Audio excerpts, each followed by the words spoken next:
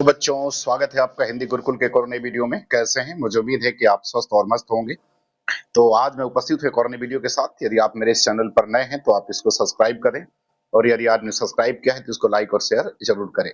यदि आप नेट की, जेआरएफ की या टीजीटी पीजीटी की, बीपीएससी की किसी की भी तैयारी कर रहे हैं तो आप सही जगह पर आए हैं, और आपके लिए वीडियो यह जो है बड़ी ही महत्वपूर्ण होगी। तो चलिए शुरू करते हैं आज की वीडियो। पहला सवाल देखते हैं क्या कह रहा है। कह रहा है कि अधोलिखित पंक्तियों में शब्द शक्ति है। मतलब आपको ये बताना है कि जो नीचे लिखी पंक्ति है इसमें कौन सी शब्द शक्ति है। आयु जोग सिखामन पाड़े, परमारथी पुराननि लादे, जो बंजारे टाड़े। तो आपको बताना है कि इसमें कौन सी शब्द शक्ति है। शब्द शक्ति हिंदी में तीन प्रमुख शब्द शक्तियां होती हैं, अभिधा, लक्षणा और व्यंजना।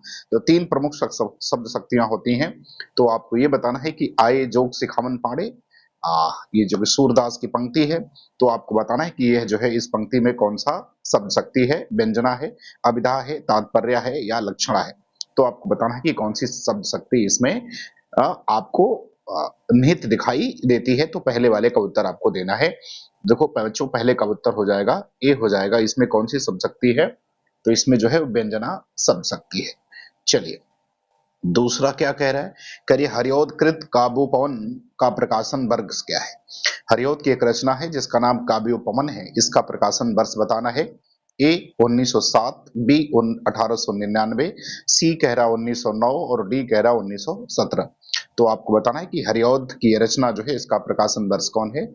और हरियोध जो है हिंदी खड़ी बोली के ऐसे पहले कवि हैं जिन्होंने हिंदी खड़ी बोली का पहला महाकाव्य लिखा, जिसका नाम परिप्रवास था और जिसका प्रकाशन वर्ष 1914 रहा। तो हरिऔध को खड़ी बोली में पहला महाकाव्य लिखने का श्रेय भी जाता है, जो कि आचार्य रामचंद्र शुक्ल जो है इसको महाकाव्य नहीं मानते हैं, लेकिन फिर भी जो है उसको महाकाव्य माना जाता है। इनकी प्रमुख रचनाओं में अगर आप देखेंगे तो परिप्रवास है, या आप चुकते चौबते चौकते चौबते हैं, पारिजात इनकी रचना है, वैदेही वनवास इनकी प्रमुख रचना है। तो ये कुछ इनकी प्रमुख रचना है। तो आपको ये बताना है कि काव्योपवन जो है इसका प्रकाशन वर्ष कब है। तो देखो बच्चों, काव्योपवन का जो प्रकाशन वर्ष है वो है 1909। तो हरिऔध के काव्योपवन का प्रकाशन वर्ष 1909 है। चलिए अब देखते हैं तीसरा। तीसरा क्या कह रहा है कि प्रमुख पंक्तियों के रचयिता हैं। प्रेम निकेतन श्री अनहनी, आई गोवर्धन धाम, लयो शरण चित चाहि कै, जुगल स्वरूप ललाम। आपको बताना है कि ये पंक्ति जो है वो किसकी है। नंददास की है, पद्माकर की है, रहीम की है या रसखान की है। तो तीसरे का उत्तर आपको देना है कि यह पंक्ति जो है वो किसकी है। तो बच्चों, ये पंक्ति जो है वो रसखान की है। किसकी है? रसखान की है। तो तीसरे का उत्तर क्या हो जाएगा? डी हो जाएगा। और रसखान जो है वो कृष्ण भक्ति शाखा के अंतर्गत आते हैं। चलिए अगला देखते हैं। चौथा क्या कह रहा है। कह रहा है चंद्रगुप्त नाटक का कौन सा नारी पात्र जो है चंद्रगुप्त के साथ प्रेम भाव नहीं रखता है। चंद्रगुप्त नाटक का कौन सा नारी पात्र जो है वो चंद्रगुप्त के साथ प्रेम भाव नहीं रखता है। सुवासिनी, कल्याणी, कार्नेलिया, मालविका। आप सभी जानते हैं कि चंद्रगुप्त नाटक जो है वो जयशंकर प्रसाद द्वारा लिखा गया एक महत्वपूर्ण नाटक है। तो आपको ये बताना है कि इसमें कौन सा ऐसा पात्र है जो उनके प्रति प्रेम का भाव नहीं रखता है। सुवासिनी, कल्याणी, कार्नेलिया और मालविका। तो बच्चों इसका उत्तर हो जाएगा ए। सुवासिनी जो है इनके प्रति प्रेम का भाव नहीं रखती है। अन्य पात्रों में नंद भी और चाणक्य इसके प्रमुख पात्र हैं। चलिए अगला क्या कह रहा है। कह रहा है कि चंद्रकांता उपन्यास के संबंध में असत कथन को चिन्हित कीजिए। कह रहा है चंद्रकांता उपन्यास के संबंध में असत कथन को चिन्हित कीजिए। ए कह रहा है परीक्षा गुरु के बाद की कृति है। बी कह रहा है कि इसमें असाधारण कल्पना शक्ति निहित है। सी इसका प्रकाशन वर्ष 1894 ईस्वी में हुआ था। और डी कह रहा है कि इस उपन्यास में रहस्य को सुरक्षित रखने वाला कथा संगठन विद्यमान है। तो आपको ये बताना है कि ये जो चंद्रकांता उपन्यास है, इस चंद्रकांता उपन्यास का प्रकाशन वर्ष इसमें कौन सा कथन जो है वो आपको असत्य दिखाई दे रहा है। तो आपको बताना है कि इसमें कौन सा है जो कि क्या है, वो असत्य है। तो आपको असत्य बताना है कि क्या इसमें जो है वो असत्य है। बताइए, चंद्रकांता उपन्यास के बारे में आपको असत्य बताना है। तो देखो यह परीक्षा गुरु के बाद की कृति है। ये बात तो सत्य है, इसमें असाधारण कल्पना शक्ति निहित है, ये भी बात सत्य है। इसका प्रकाशन वर्ष 1894 में हुआ, तो ये बात गलत है। इसका प्रकाशन वर्ष 1894 में नहीं हुआ था, इसका प्रकाशन वर्ष 1888 है। तो सी जो है इसमें क्या हो जाएगा, असत्य है। देवकीनंदन खत्री द्वारा लिखा गया है, प्रमुख उपन्यास है। और चंद्रकांता उपन्यास में जो नायिका है वो उसका नाम चंद्रकांता है, और जो विजयगढ़ की राजकुमारी है, और जो वो प्रेम करती है वीरेंद्र विक्रम सिंह से, जो कि नौगढ़ के क्या हैं, राजकुमार है। देवकीनंदन खत्री के प्रमुख उपन्यासों में अगर आप देखेंगे तो चंद्रकांता के अलावा चंद्रकांता संतति है, जिसका प्रकाशन 1896 में हुआ था, जो 24 भागों में है। और इसमें महारानी चंद्रकांता के 2 पुत्रों की कथा जो है वर्णित की गई है। नरेंद्र मोहिनी भी इनका एक उपन्यास है, जिसका प्रकाशन 1893 में हुआ था। राजकुमार नरेंद्र पर 2 राजकुमारियों का आसक्त होना, जिसमें एक धूर्त और कुटिल है। तो इसका ऑप्शन क्या हो जाएगा, सी सही हो जाएगा। चलिए, छठवां में क्या कह रहा है, कह रहा है कि अधोलिखित आचार्यों का आपको क्या बताना है, आपको कालक्रम बताना है। तो आपको ये बताना है कि जो इसमें अधोलिखित जो आचार्य हैं, जो काव्यशास्त्री आचार्य हैं, इनका क्रम जो है आपको क्या करना है, इनका क्रम जो है आपको बताना है। भारतीय काव्य शास्त्र में इनका क्रम क्या है, ये आपको बताना है कि इनका क्रम क्या है, किस क्रम में है ये। तो पहला सही है कि दूसरा सही होगा, बी सही होगा कि सी सही होगा या डी सही होगा। तो आपको ये बताना है कि इसमें कौन सा ऑप्शन जो है आपको सही दिखाई दे रहा है। तो आप बताइए कि कौन सा जो है आपको इसमें दिखाई दे रहा है। ए दंडी बामन मम्मट विश्वनाथ जगन्नाथ, बी दंडी मम्मट बाबन जगन्नाथ विश्वनाथ, सी कह रहा बामन दंडी मम्मट विश्वनाथ जगन्नाथ, और डी कह रहा दंडी मम्मट बामन विश्वनाथ और जगन्नाथ। तो आपको बताना है कि इसमें कौन सा ऑप्शन जो है वो सही हो जाएगा, छठवें वाला का। तो देखो बच्चों, छठवें का जो ऑप्शन सही हो जाएगा वो कौन सा सही हो जाएगा, तो छठवें वाला ए सही हो जाएगा।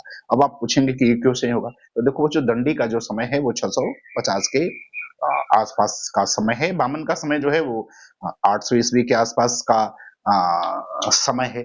और अगर हम मम्मट का समय देखें तो मम्मट का समय लगभग 11वीं शताब्दी के आसपास समय है। और मम्मट का, हाँ सॉरी, 11वीं के आसपास समय है। विश्वनाथ का अगर समय देखें तो 14वीं शताब्दी के आसपास है। और पंडित जगन्नाथ का समय देखें तो 17वीं शताब्दी के आसपास है। इसलिए पहला वाला ऑप्शन जो है वो क्या हो जाएगा, वो आपका सही हो जाएगा। चलिए, अब देखते हैं 7वें में क्या कह रहा है। कह रहा है कि कामायनी के संदर्भ में असत्य कथन को चिन्हित कीजिए। ए कह रहा है कि यह कृति अभेद मूलक अद्वैतवाद का संखनाद करती है। बी कह रहा है कि यह नारी सृष्टि के लिए संजीवनी है। सी कह रहा है कि इस कृति में मानवीय संवेगों का उदात्तीकरण नहीं है। और डी कह रहा है कि यह शाश्वत जीवन और मनुष्य कल्याण का काव्य है। तो आपको 7वां के संदर्भ में बताना है कि कौन सा कथन जो है वो असत्य आपको दिखाई देता है। तो बच्चों, 7वें का उत्तर हो जाएगा सी जो है वो इसमें क्या है, असत्य कथन है, उदात्तीकरण है। ऐसा नहीं कि उदात्तीकरण इसमें नहीं है। चलिए, 8वां देखिए क्या कह रहा है। कह रहा है तद्धित प्रत्यय कहते हैं। तो आपको बताना है कि तद्धित प्रत्यय किसे कहते हैं। देखिए, प्रत्यय 2 तरह के होते हैं। एक होता है जिसको कहते हैं कृत प्रत्यय, और एक होता है जिसको तद्धित प्रत्यय कहते हैं। कृत प्रत्यय का प्रयोग जो है धातुओं के साथ होता है, और तद्धित प्रत्यय का प्रयोग जो है वो संज्ञा, सर्वनाम और विशेषणों के साथ होता है। इसलिए इसका ऑप्शन कौन सा सही हो जाएगा, इसका ए वाला ऑप्शन जो है वो सही हो जाएगा। संज्ञा, सर्वनाम और विशेषणों के साथ जोड़ने वाले प्रत्ययों को हम तद्धित प्रत्यय कहते हैं। चलिए, अब देखते हैं 9वां। नवा कह रहा है कि बंबई के पश्चिम तट पर बसे, आपको ये बताना है कि बंबई के पश्चिम तट पर बसे बरसोवा गांव के मछुआरे जो है ना, बरसोवा गांव के जो मछुआरे हैं, उन मछुआरों की जीवन कथा को आधार बना करके, मछुआरों के जीवन कथा को आधार बना करके उदय शंकर भट्ट ने किस उपन्यास का वर्णन किया है। तो आपको बताना है कि मछुआरों के जीवन पर आधारित उदय शंकर भट्ट का कौन सा उपन्यास है, ये आपको बताना है। कब तक पुकारूं, सागर लहरें या समुद्र, मनुष्य शौरी, आधा गांव और जल टूटता हुआ। तो आपको बताना है कि मछुआरों को आधार बना करके इसमें से कौन सा उपन्यास जो है वो लिखा गया है। बताइए कौन सा उत्तर इसका सही होगा। मछुआरों को आधार बना करके लिखा गया इसमें से कौन सा उपन्यास होगा।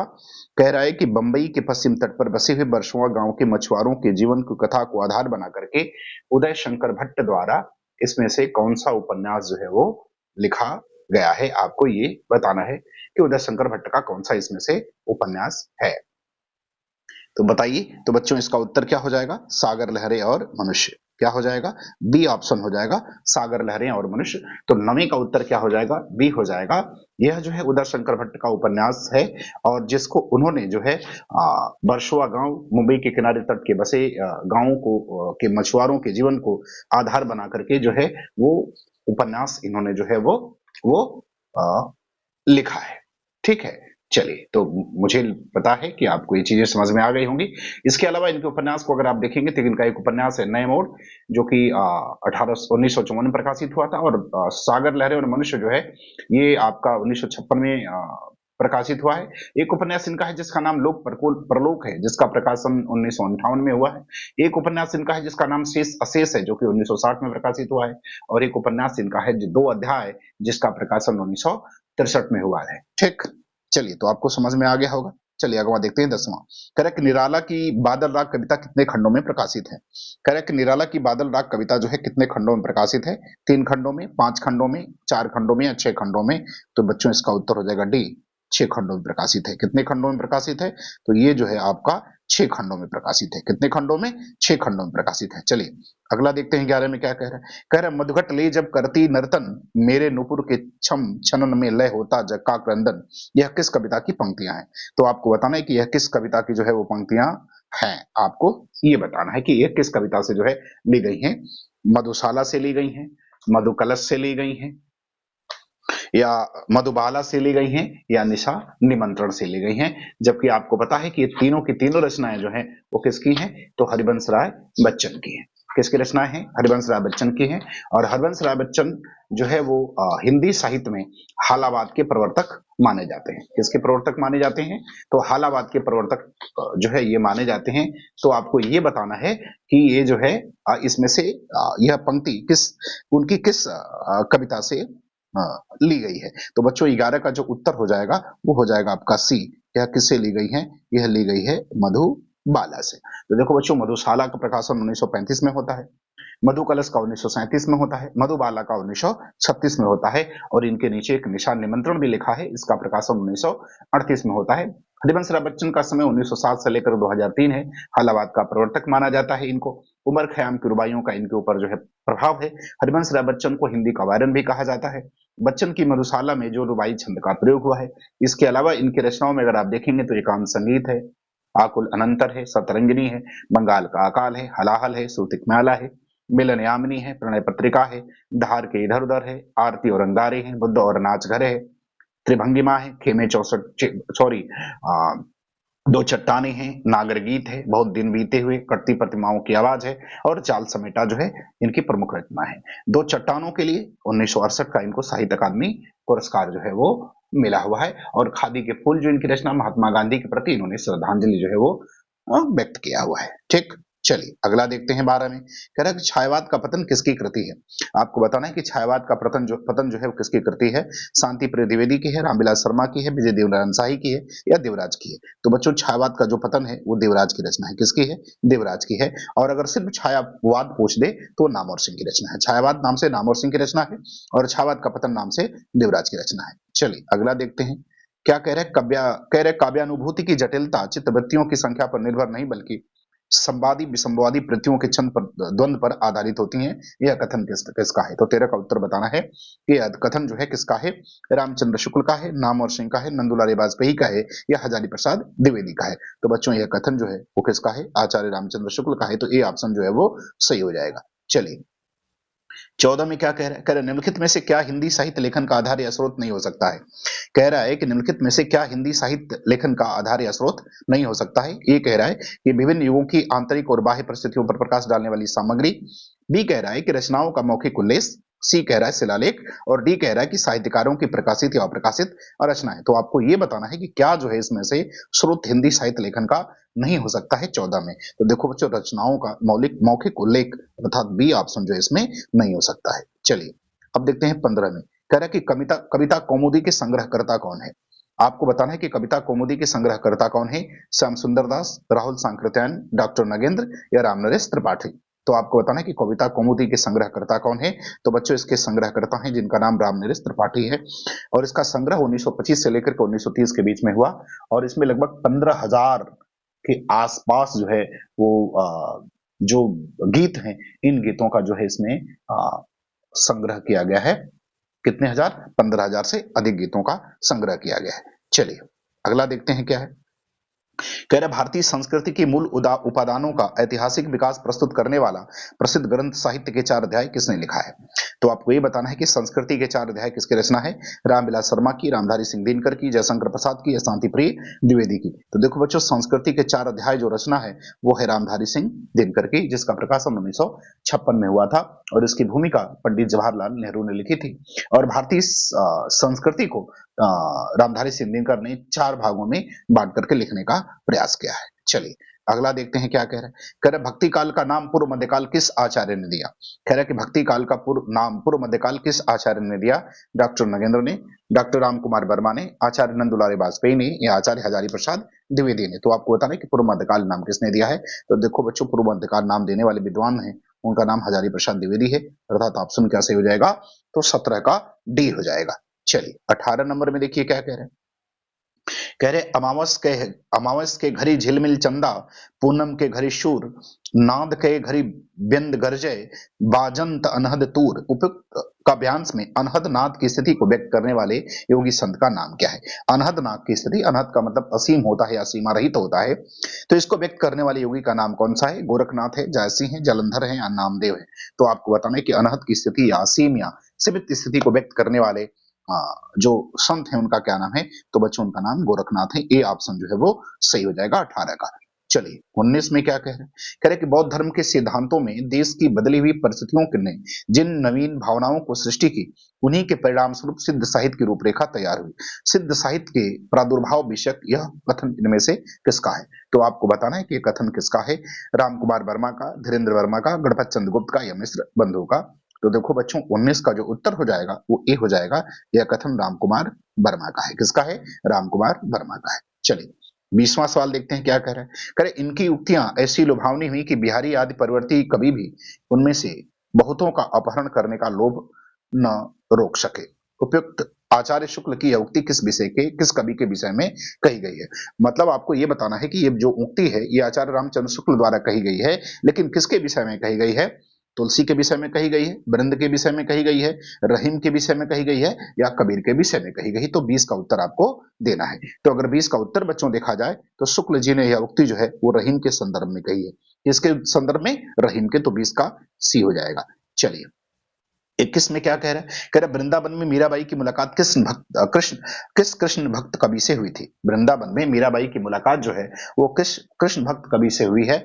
छिद स्वामी से, रूप गोस्वामी, गोविंद स्वामी या जीव स्वामी से? तो आपको 21 का उत्तर बताना है कि 21 का उत्तर क्या होगा। तो बच्चों इसका उत्तर हो जाएगा डी, जीव गोस्वामी से। किससे? जीव गोस्वामी से। चलिए 22 में देखते हैं क्या कह रहे हैं। कह रहे कबीर के संदर्भ में निम्नलिखित में से कौन सा कथन असत्य है? कह रहे कबीर के संदर्भ में निम्नलिखित में से कौन सा कथन असत्य है? ए, कबीर के काव्य में दाम्पत्य के द्योतक प्रतीकों का सुंदर प्रयोग हुआ है। बी, काव्य रचना कबीर का प्रथम लक्ष्य था। सी, कबीर के काव्य में रहस्यवाद मिलता है। और डी, कबीर के समाज में व्याप्त बुराई पाखंड का पुरजोर विरोध किया था। तो आपको बताना है कि कौन सा कथन जो है वो कबीर के संदर्भ में इसमें असत्य है।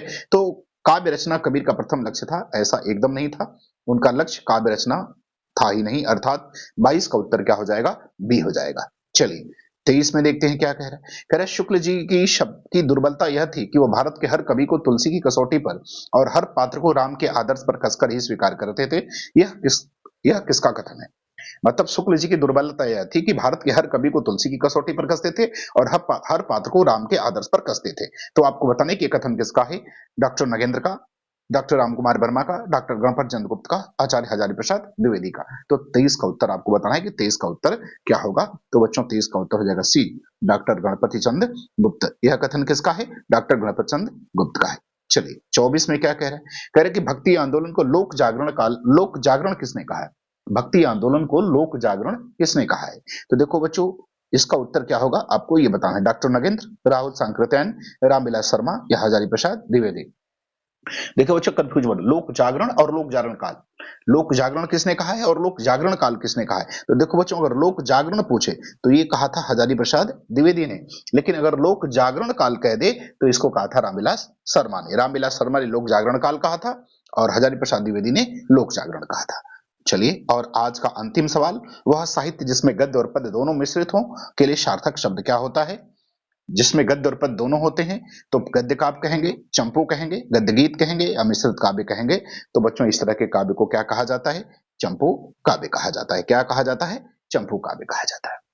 तो मुझे उम्मीद है कि आपको ये वीडियो पसंद आई होगी। अगर आपको अच्छा लगे तो आप इसको सब्सक्राइब करें और अधिक से अधिक शेयर करें। धन्यवाद।